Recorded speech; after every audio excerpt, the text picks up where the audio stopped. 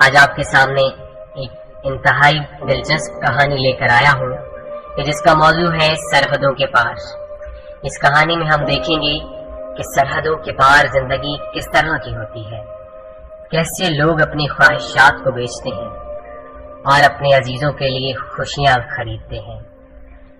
یہاں ہم بیٹھے عیش و عشرت کی زندگی گزارتے ہیں، لیکن ہمیں یہ نہیں معلوم کہ ہمارے کفیل وہاں اپنی کن کن خوشیوں کو بیچ کر ہماری خوشیاں خریدتے ہیں۔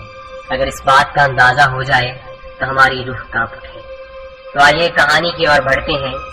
لکھنے والا کیا لکھتا ہے؟ آج کسی کام کو دل نہیں ہے، تھکاوٹ محسوس ہو رہی ہے۔ بلال اپنے بازوؤں کو دباتے ہوئے بیزاری سے کہہ رہا تھا۔ فیصل نے اسے تھپ تھپایا اور کہا، کوئی بات نہیں یار، تھوڑا آرام کر لے، میں کچھ کام نمٹا کر آتا ہوں۔ فیصل کی موبائل کی گھنٹی بجتی ہے۔ وہ جو کمرے سے نکلنے ہی والا تھا وہیں رک گیا، واپس بلال کے پاس آ کر بیٹھ گیا۔ بلال، تمہاری امی کا فون ہے۔ السلام علیکم امی جان۔ کیسا ہے میرا بیٹا، ٹھیک تو ہے نا؟ وہ جو کچھ دیر پہلے تھکاوٹ کا رونا رو رہا تھا اپنی ماں کی آواز سن کر پرجوشی سے بولا، جی امی جان، میں ٹھیک ہوں، آپ کی دعائیں ہیں، آپ بس اپنا خیال رکھیں، کسی بات کی فکر نہیں کرنی۔ ہاں بیٹا، میں یاد کروانے کے لیے فون کیا کہ کرن کی کالج کی اور عثمان اور احسن کی اسکول کی فیسیں دینی ہے۔ ابھی بات مکمل نہیں ہوئی تھی کہ کال کٹ گئی۔ بلال کے کچھ لمحے ایسے ہی بیٹھا رہا، پھر فیصل کا موبائل واپس کیا اور اٹھ کھڑا ہوا۔ چل یار، میں بھی چلتا ہوں۔ اور ابھی تو تم کہہ رہے تھے۔ بس اب ٹھیک ہوں، کچھ کام کروں گا تو کچھ پیسے ہی بن جائیں گے۔ بلال نے فیصل کو اس کی بات بھی مکمل نہیں کرنے دی اور اپنی سناتا ہوا باہر نکل گیا۔ بلال اور فیصل لاہور کے رہائشی تھے، اچھے دوست اور محلے دار تھے۔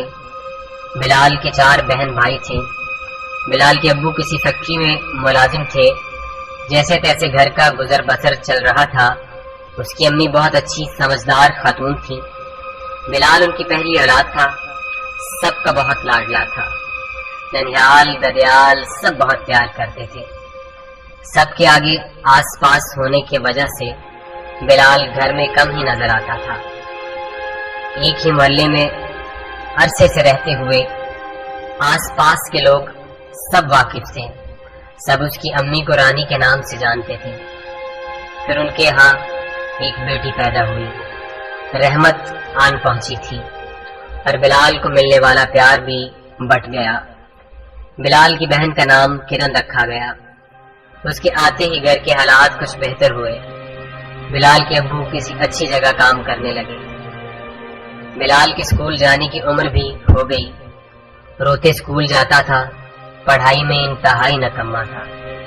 کچھ اتنے لاڈ کی وجہ سے ضدی تھا، بالکل اسکول میں نہیں بیٹھا، اور کم پڑھے لکھے ہونے کی وجہ سے ماں باپ نے زور بھی نہیں دیا، کیونکہ ہم لوگوں کی سوچ یہاں آ کر ختم ہو جاتی ہے کہ ہم نے کون سا بچے کو افسر لگانا ہے، نہ بھی پڑھے تو خیر ہے۔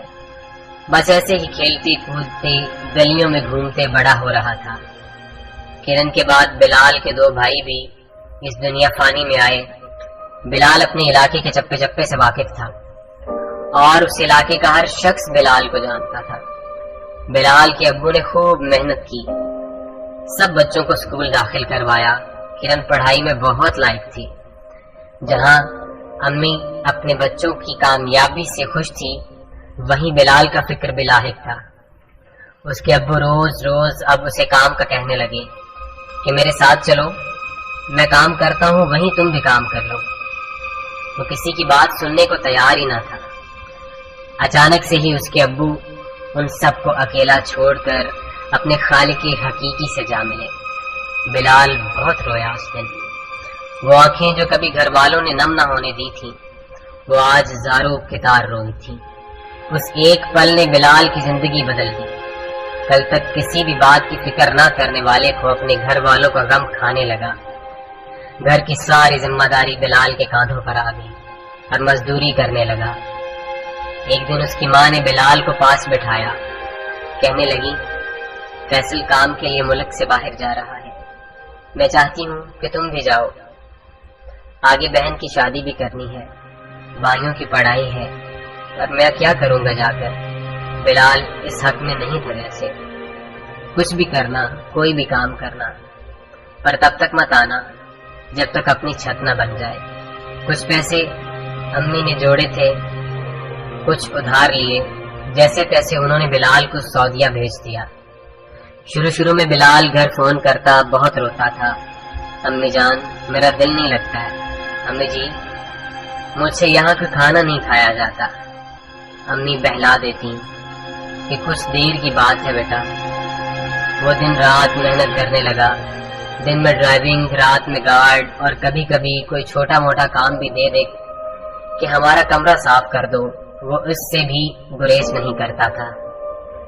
آج پیسے ملتے ہی وہ بینک چلا گیا، پیسے بھجوا کر اس نے گھر فون کیا، امی جی پیسے بھجوا دیے ہیں۔ بلال تھکا تھکا بول رہا تھا، جیتا رہے میرا بچہ، تو ٹھیک ہے نا؟ جی امی جان میں ٹھیک ہوں، پھر بات کروں گا۔ اس کے چہرے سے جیسے بیزاری چھلک رہی تھی، وہ تھکاوٹ سے چور آ کر کمرے میں لیٹ گیا۔ امی کی بات گونج رہی تھی، میرا بیٹا ٹھیک تو ہے نا؟ اب کیا بتاؤں آپ کو امی جان، سرحدوں کے پار کی زندگی کتنی دشوار ہوتی ہے۔ اپنوں کی خوشی کے لیے سرحد پر کھڑا فوجی اور سرحدوں کے پار پردیسی ایک ہی کشتی کے سوار ہیں۔ یہ کہنا آسان ہے کہ کچھ دیر کی بات ہے، جانتا وہی ہے جو اپنی سرحد سے میلوں دور گزار رہا ہے۔ وہ اپنے آپ سے ہی دل کا دکھ بانٹتا، کب سو گیا اسے خبر ہی نہیں ہوتی۔ جی تو ناظرین، یہ تھی آج کی کہانی کہ جس میں ہمیں اندازہ ہوتا ہے کہ ہمارے کفیل جو باہر ہمارے لیے محنت کرتے ہیں، جن کو ہم نے باہر بھیجا ہوتا ہے یہ سوچ کر کہ وہ بہت پیسہ کمائے گا، بہت محنت کرے گا اور اس سے ہمارا اچھا گزر بسر ہوگا۔ ہم نہیں جانتے کہ وہ کن حالات میں زندگی گزارتے ہیں، ہم نہیں جانتے کہ وہ ماں کے ہاتھوں کے کھانے کو کتنا یاد کرتے ہیں، ہم نہیں جانتے کہ وہ ماں کی باہوں کو کتنا یاد کرتے ہیں۔ پتہ نہیں وہ کہاں کہاں کیسے کیسے روتے ہوں گے۔ صحیح کہا ہے اس نے کہ سرحدوں پہ کھڑا فوجی اور پردیسی ایک ہی کشتی کے مسافر ہوتے ہیں۔ تو اب تک کے لیے ناظرین اجازت چاہتا ہوں، بہت جلد ملیں گے ایک اگلی کہانی کے ساتھ۔ اللہ حافظ۔